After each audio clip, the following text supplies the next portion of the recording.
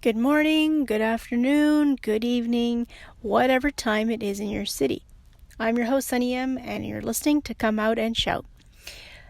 Happy Friday! And happy Pride to everybody. Pride comes every June, and, I don't really think about... I say happy Pride beginning of June, but, I'm really proud every day, regardless if it's June, July, August, throughout the year. I'm proud and so grateful to be alive, and gay. I don't know if it's just me, but I feel like everybody's turning gay on TikTok. Every time I swipe through, it's just gay post after gay post, or I don't know, maybe it's the algorithm. But anyways, whatever. Point is, happy Pride, everybody. Happy Pride Month to all my queer family out there. I just want to wish everyone a happy Pride, and I wanted to talk about, dig deeper into another podcast I had done previously, and it was in regards to, masculinity and femininity and clothes and all that kind of jazz. So kind of wanted to dig deeper, in the fact of kind of elaborating more on my perspective and feelings and experiences throughout my transformation, as an individual who likes to wear their gay on their sleeve, I guess you could say. I've never, when I grew up, when I was younger, I would always feel wrong to wear masculine clothing. And it was funny because when I was younger, even before wearing being androgynous was more prevalent as it is now.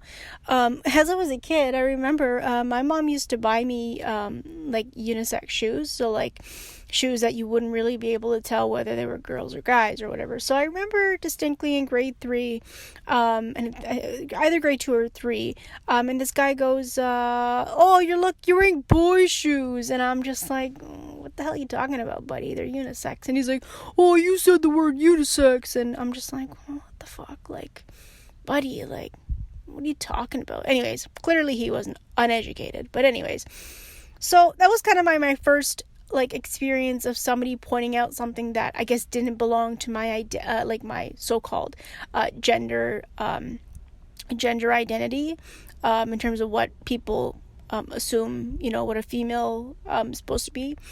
So anyways, that was a fun experience. And then throughout my life, when I would buy certain clothes, I would make it more masculine in terms of the way I kind of presented myself with those clothes.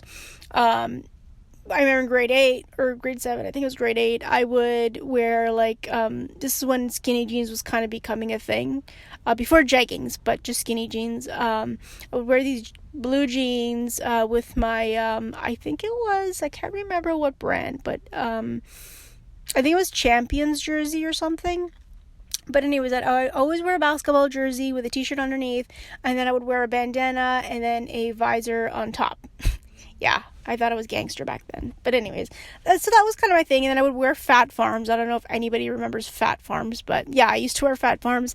And it was funny because all the popular kids would wear all these Fat Farms and Adidas. Back in the day, Fat Farms and Adidas was a thing in elementary school, and I was growing up in grade 8. And I was born in 1990s, so I'm a 90s kid.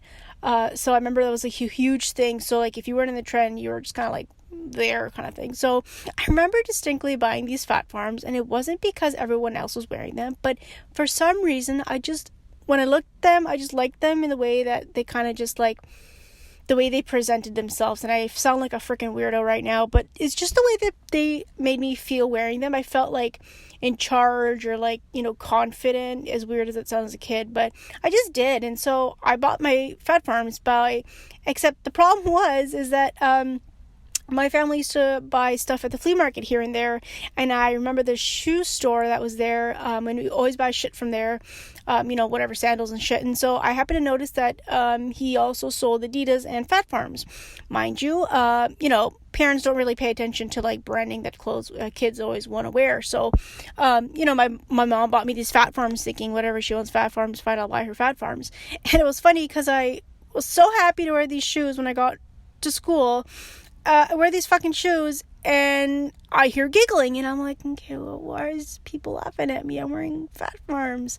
And I guess one of my friends happened to hear from somebody else, and then she happened to see it herself, and she's like, yeah, Sunita, your P's backwards. I'm like, what are you talking about? She's like, your P on your shoes, your Fat Farm P, it's backwards. I'm like, no. And so I had bought fake Fat Farms, freaking fake Fat Farms, and I was so like just so embarrassed. But I didn't give a fuck. I got over it a little while after, and I just kept wearing them. I just didn't give a fuck, and I'm like, whatever.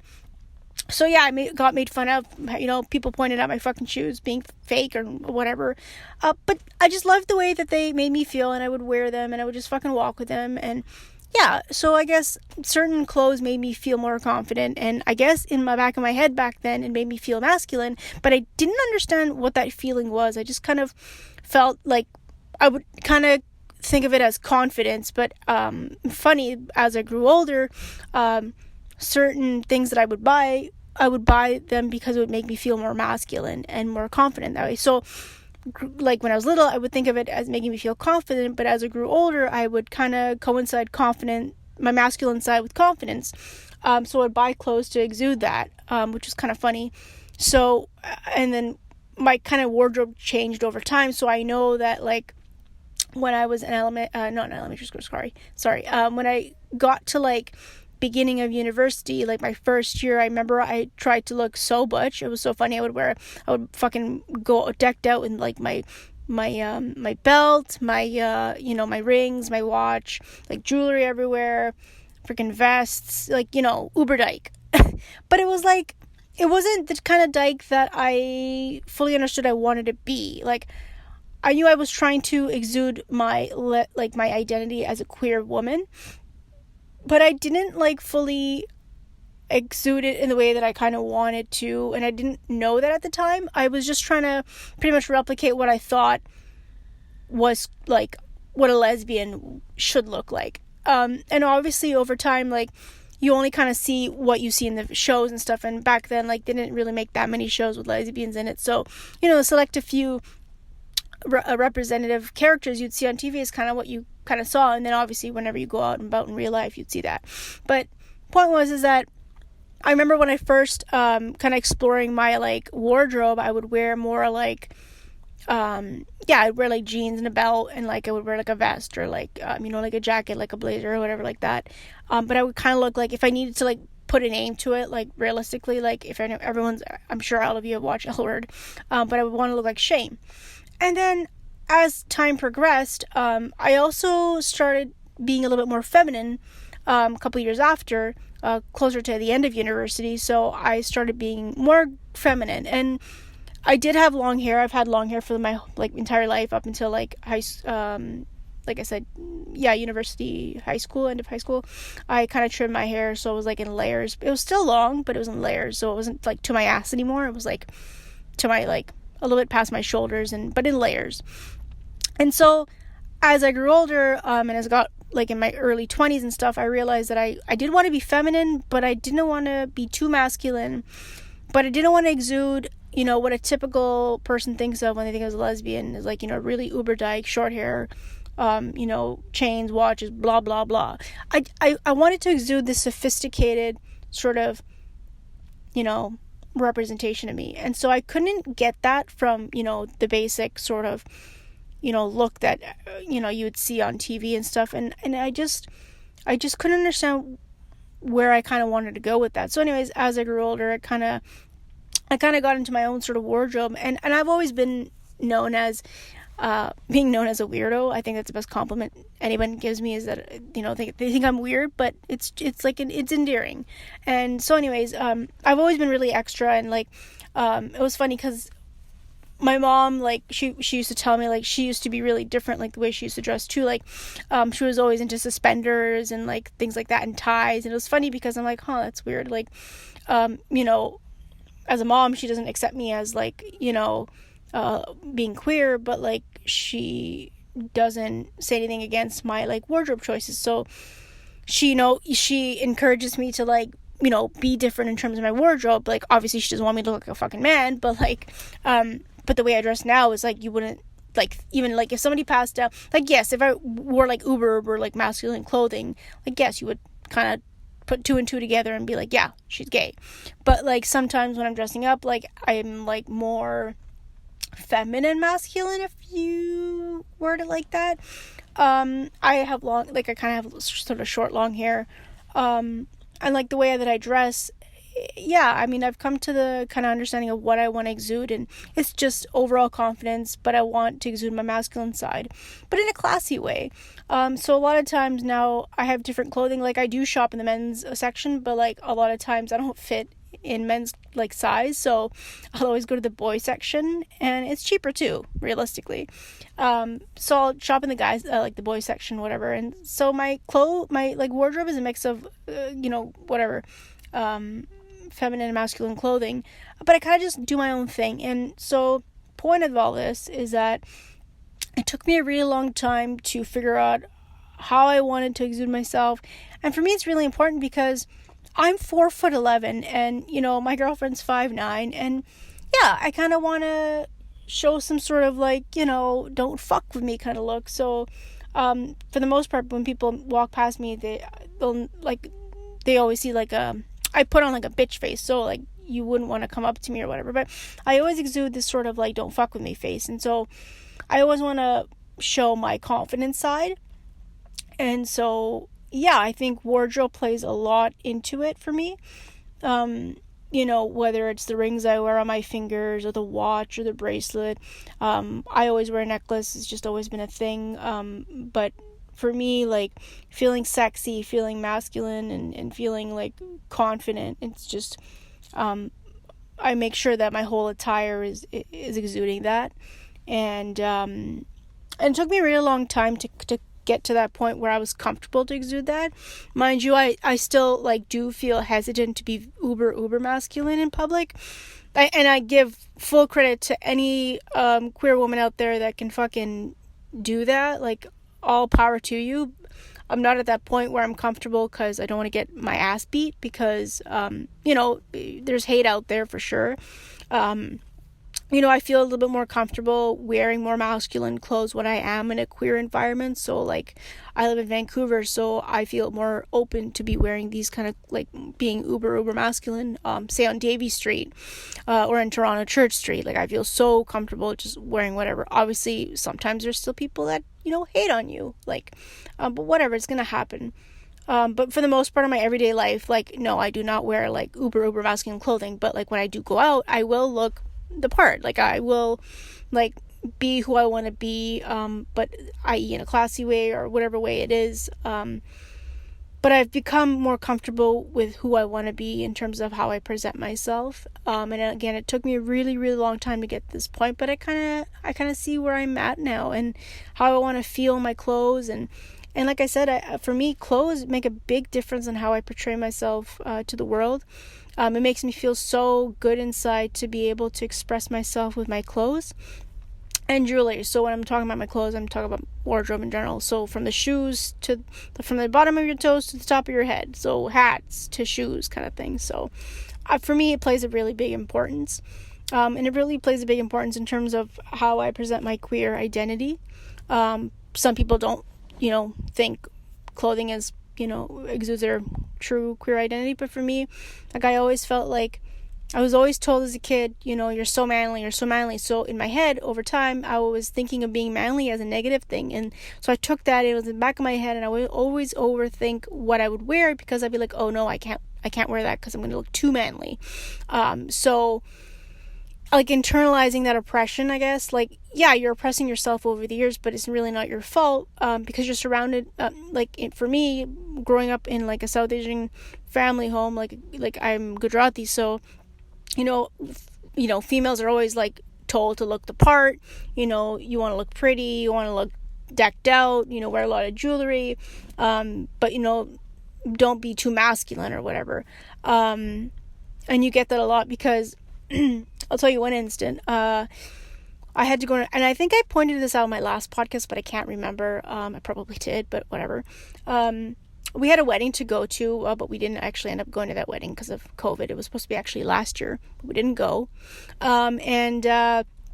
Yeah, so I had come across these Sandy suits. She's a fashion designer out in Toronto. Probably a lot of you already know of her. But anyways, her name is Sandy. And she's created these Sandy suits, and they're so like two-piece custom designed suits that you can wear like casually. You can wear at like, if you're going out, but you can also wear them if you go to like Indian occasions. And so it was funny because I pointed this, like I had sent my mom a couple of pictures of this suit, and she was just like fucking like baffled, and was just like, why do you want to like embarrass me? Why do you want to wear these clothes? Like, and she associated these outfits with being gay because it was a suit. So she associated suits with being gay, which is funny because all the pictures I had sent her were like women wearing them that obviously like whatever, you wouldn't know if they were gay or straight or whatever they were. But point is that she associated these outfits with being gay, and so she was so appalled by the fact that I even said to her that I was thinking of wearing this for the reception. Like, I wasn't even saying it that let me wear this for the wedding. I was saying let me wear it for the reception, but God forbid. So she's like, oh, why do you want to embarrass me, and why do you want to look like that, and blah blah blah. I kid you not, if my cousin had told, her mom, or, told my mom, oh yeah, hi auntie, or like, I was thinking of wearing this for the reception or whatever, I'm sure 200% sure my mom would have been like, oh, that's cool. Nothing. Wouldn't even think twice, but because I said so, she kind of associated it and put it to a negative sort of whatever she thought. So I dropped it, didn't bring it up again. I was like, fuck it, whatever. But I did want to point out that like it's just so ridiculous. It's just so ridiculous how, they want to keep you in this box of like femininity and masculinity. Like, I've already thought of buying myself cuffnies. Like ever since I was a kid, I always, like when I watched Aladdin, I'm like, oh, I want to wear that. I want to have a cool fucking slippers like Aladdin, like the way they curl up. And so when I got older, I'm like, oh yeah, they're cuffnies, like, shoes for cuffnies or whatever. And so I do want to eventually get like a nice cuffney suit that I could wear. I'm actually thinking about maybe wearing cuffney for my wedding, whenever that is in the future. But, I've always debated whether I want to wear, a traditional Indian like attire, or like women's attire, or traditional men's attire, because I really want to, wear some sort of traditional clothing in some sort of way for my wedding. Whether we have two different weddings or one wedding, I do want to incorporate my ethnic side to the wedding. But anyways, yeah, so back to the story. She was so appalled, and so I just dropped it. But to add on to that, we had actually bought outfits for a previous wedding, so for 2019. And it was funny because the outfit that I had chosen ended up actually looking almost close to like a cuffney. Like it was a women's outfit, but I had bought it because it really stood out to me, because it was sort of like, it made me feel sort of masculine wearing it. And what I'll do is I will actually post a picture of the outfit that I wore. And then kind of like just to show you guys what it looks like. But yeah, every time I pick up anything to wear, it'll always be like something that will exude my masculine side. Like not 100% of the time, but like, yeah, say like 80 to 90% of the time. And I think for me, to sum it all up, like feeling masculine is 95% my identity. Like, and I don't mean masculine just by like looking masculine. I feel like, what the way my body is that like, I've got really big hands and really big fucking feet. And I'm just wondering, like, did God really make my feet and my hands like this on purpose? Like, I'm so disproportionate. Like, I'm 4'11". I've got fucking feet and hands the size of somebody that should be like, almost 6 feet. So it's funny because I'm such a little person, but I've got so much to like, give or whatever. And I always wondered why I was made like this. And so, and it's funny because my girlfriend says I've got husband hands. So, like, and I've always looked at my hands too. It's funny, when growing up, I always like loved looking at my hands, and they just, to me, I always wanted to exude that masculine side of me, and I just feel like my hands really do that. Like, I love my hands. My hands and my arms are my favorite part of my body. Somewhat my legs, but not really. But I love my arms and my hands, just because for me that really, really exudes my masculine side. I don't know how to explain it, but it just makes me feel really good when I see, like, for example, the veins popping out of my hands, as ridiculous as that sounds. But anyways, so I just kind of wanted to kind of expand on my last podcast. I don't know which one that was, but I think it was the last one I talked about, but I can't remember. But anyways, to sum it all up, everybody, I just wanted to say again, happy Pride. I love you all.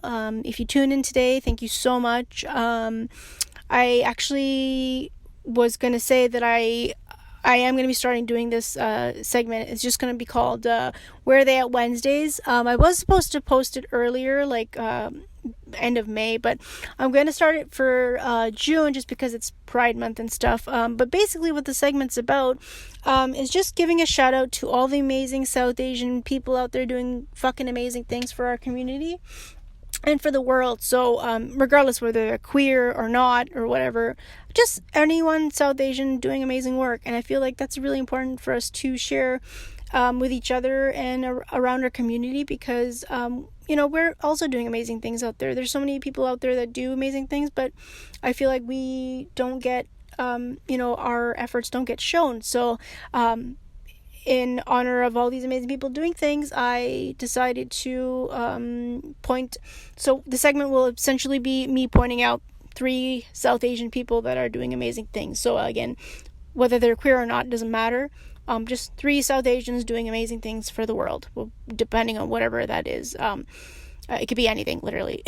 So I think I'm going to post my first segment next week, which would be, what is this, June 4th? So be next week, so second week of June. So I'm going to start that segment next week. So just kind of look out for that, and then it'll be a way for you guys to kind of explore and check out people in our community, whether they're like, where you're at, or like around the world, anyone around the world, really. So I'm not going to just be talking about South Asian people that are like in Toronto or like Vancouver. I'm going to be talking about any South Asians doing amazing things all over the world. So from India to like wherever they might be, like I will try to find them and I will scope them out, and I will let you guys know who these beautiful, amazing people are. So thank you so much for listening to me. You can follow us at on Instagram, Facebook, and you can access this podcast all over any sort of platform, most likely. Mainly on Spotify, Apple, Speaker, any other podcast. Oh yeah, SoundCloud. And but this link for the picture that I was talking about in regards to that outfit that I was talking about, you just swipe up next picture. But anyways, yeah, thank you so much for listening. Talk to you guys soon. Love you.